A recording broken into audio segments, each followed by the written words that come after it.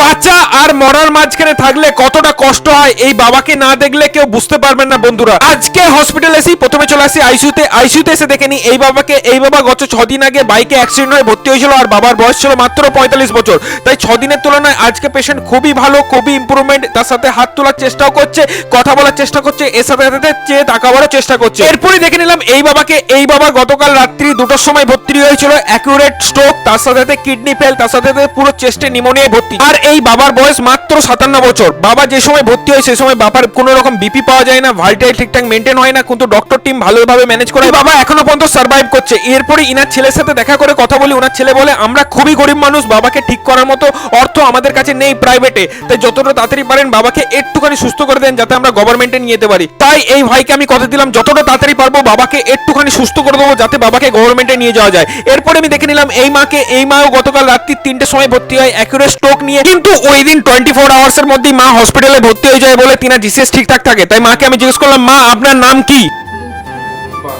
এরপরই অফিসে এসে আমার অনেকগুলো মিটিং ছিল যেগুলো আমি ফিনিশ করলাম। আর সাপে কামড়ানো বোনটি কেমন আছে আর প্রত্যেকটা পেশেন্ট প্রতিদিন কত দ্রুত সুস্থ হচ্ছে দেখতে হলে অবশ্যই চ্যানেলটা সাবস্ক্রাইব করো এবং ফলো করো। দেখা হচ্ছে আগামীকাল। বাই।